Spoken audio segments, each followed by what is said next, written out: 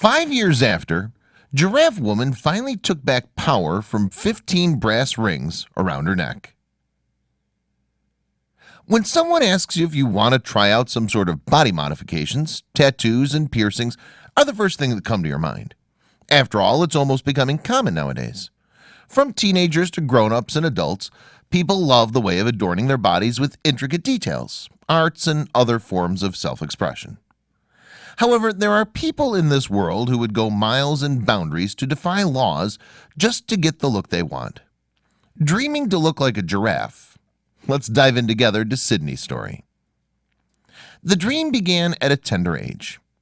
Sydney V. Smith, a resident of Los Angeles, California, is a marketer, an entrepreneur, and a part-time model. At 30, she had already gained incredible fame and recognition because of the unusual way she modified her body. For 5 straight years, Sydney wore around her neck a total of 15 brass rings, weighing 5 pounds. To her, this burden around her neck was once a symbol of beauty and elegance. It should have been a lifelong dream, a never-ending commitment. But what happened? An inspiration from another continent. Sydney's desire for a longer neck began when she was in middle school.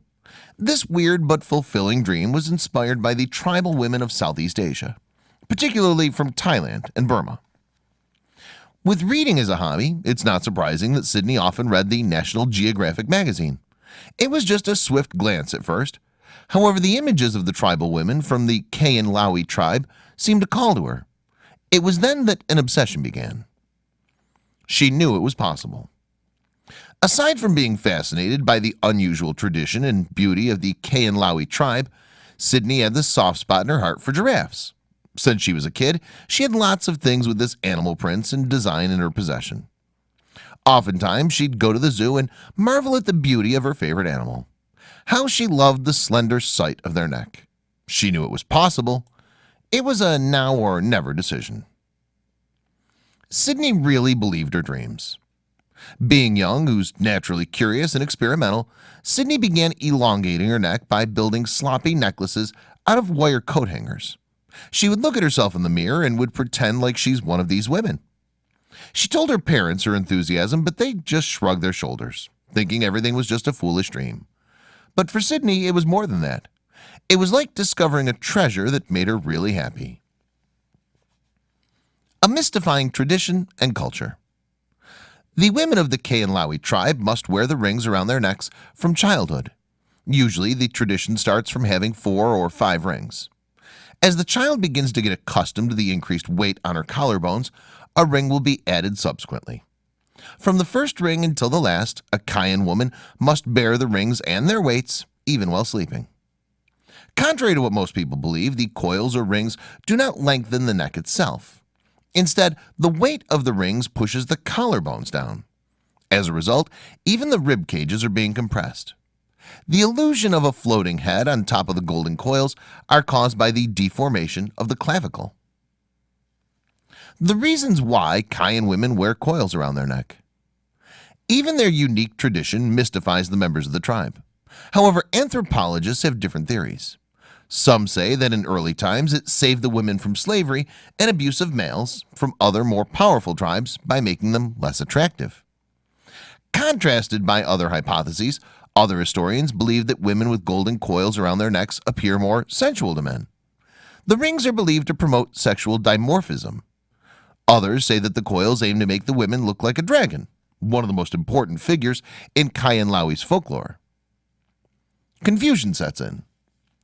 Using cut-up coat hangers for stretching her neck during nighttime, Sydney soon saw results. In her school, it became evident that her neck was longer than her classmates. She remembered that some called her the Giraffe Girl during those years. However, it was not attention-grabbing enough to create headlines. Well, just like any other kid growing up, confusion on what she wanted to do soon set in. After several years of using her makeshift rings, she stopped and considered whether to be a giraffe-like woman was what she really wanted or not. She came to a decision, and the reason behind it was quite appalling. An unexpected message of empowerment. Sydney is a huge fan of Lady Gaga. At her moment of confusion, the popular singer and artist had fueled her decision indirectly. She saw the music icon in concert wearing a dress made of meat fighting for her missions and causes. The message had a specific effect on Sydney. She thought if Lady Gaga can wear absurd dresses just to prove a point and to stand for what she believes in and what she wants in life, why can't she? The signs were crystal clear. It was time to say goodbye to makeshift coils. The beginning of a difficult transformation. It was in 2011 when Sydney began her official journey. Old enough to decide for her life, she turned to a friend who helped her make customized rings. She started with a modest amount of coils, soldered by her friend around her neck. The beginning of her transformation posed a welcome challenge. Her skin was burned, but she didn't care. All that's important back then was that it was done. Her inner giraffe was on its way to coming out. She was in a hurry. With a friend who was always there to make her custom brass coils, Sydney felt impatient. Even if her neck was still adapting to the new weight added, she would wear another and endure the pain and discomfort.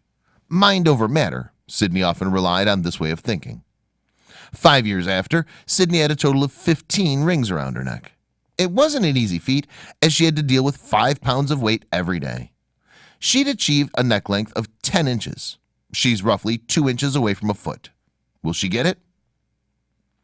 Fame came knocking on her doors. While it's quite common in Asian countries to see women with long necks, it's not in Los Angeles. Sydney quickly became famous in her hometown, Rockville, Maryland. She documented her transformation through videos and photos. She shared them with the rest of the world using her social network accounts.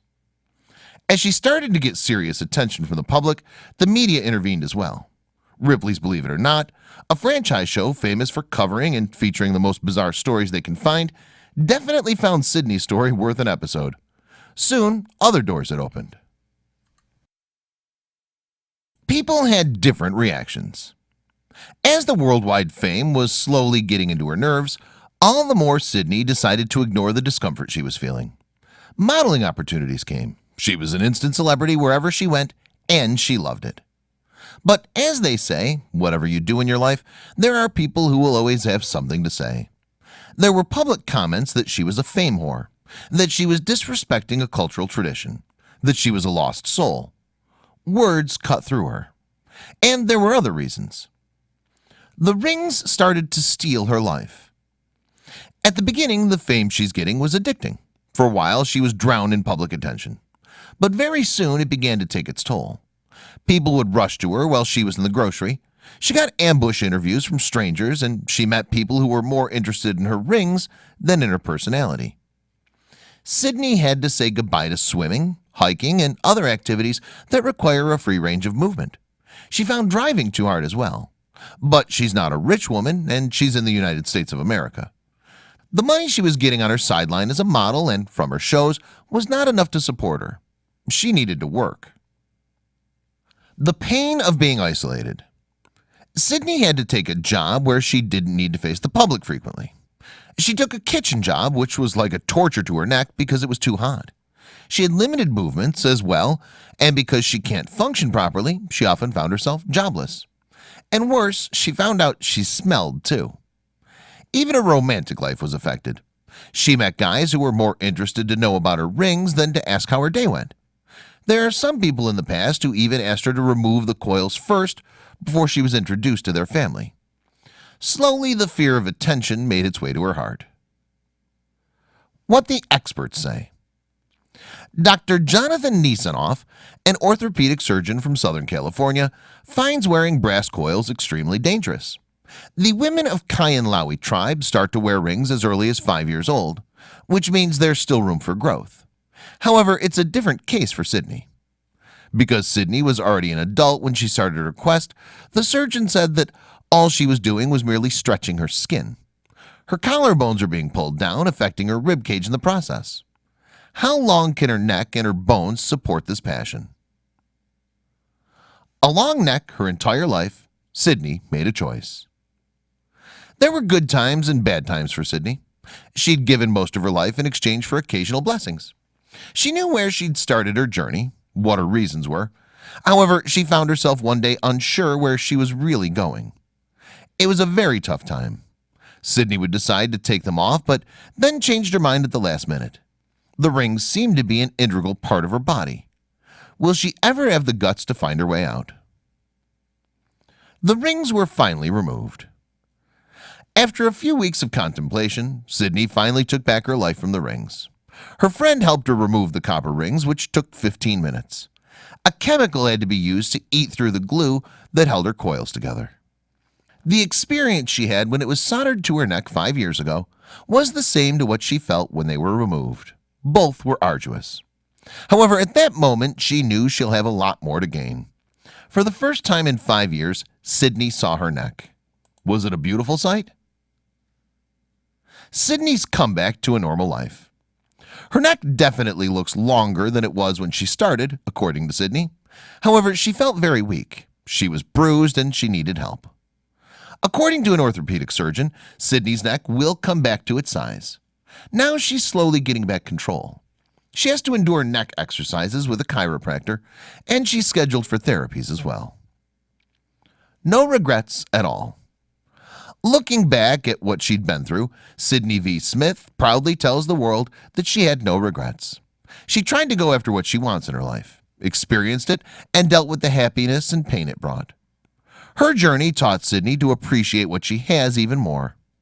Today, Sydney plans to devote her time loving and cherishing her husband and her daughter. However, she plans to keep her rings locked in her closet